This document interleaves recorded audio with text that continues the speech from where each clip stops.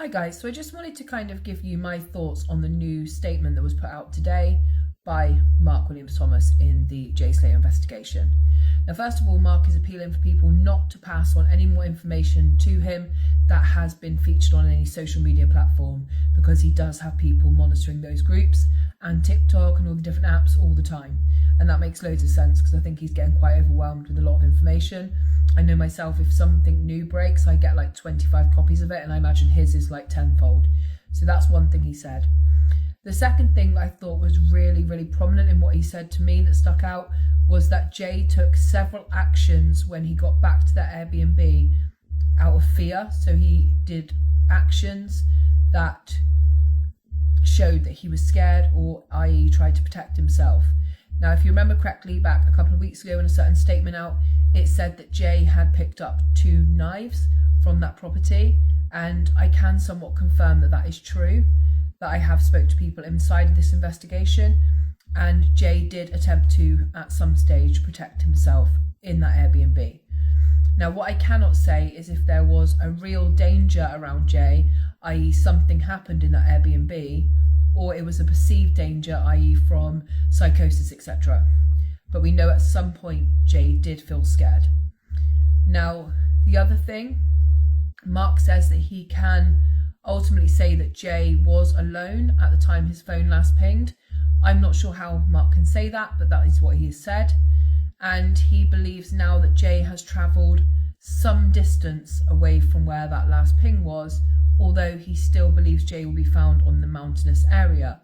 So to me, I'm really baffled by that statement. I don't know how he can have travelled some distance and you be sure that he has, and still think he's on that mountainous area, basically. I'm not sure how he's come up with that, but apparently he has. He also says that several people in this investigation have been lying to him, and he understands that that's due to the fact that some of them are involved in criminal activity or have some reasons to hide parts of their lives from this investigation. He says he has spoke to nearly all of Jay's friends now. I imagine Brandon is probably still the one that he hasn't had any communication with, due to the fact that Brandon's mum made it quite clear in her statement yesterday about Brandon getting death threats, that the only people that Brandon would speak with would be official police. So that would rule out Mark, who's a private investigator. Now, if this was an investigation I was part of, in my head, my next steps would be to make some arrests and find out exactly what happened at that Airbnb to make Jay scared. Because something has happened there. And like I said, even if it was a perceived danger, somebody is leaving that out of their statements. Because nobody so far has come forward and said, yep, he freaked out, he picked up a knife, he literally got scared, he was freaking out. All we've heard so far is that Jay was calm, he was offered a towel, he was offered a blanket, he was offered a Camel cigarette, and at some point he said, I'm going to go, I'm hungry, I want scran. But we've never heard anything that would lead us to believe that Jay had been in any kind of fear at any time.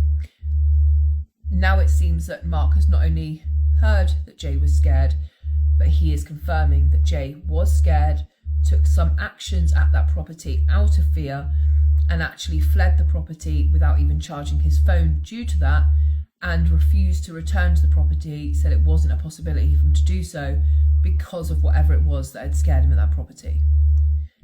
This is obviously a heartbreaking update, because it means that something nefarious happened at some stage. Even if Jay left after that and fled into the mountains, it would make sense why he come off that main road.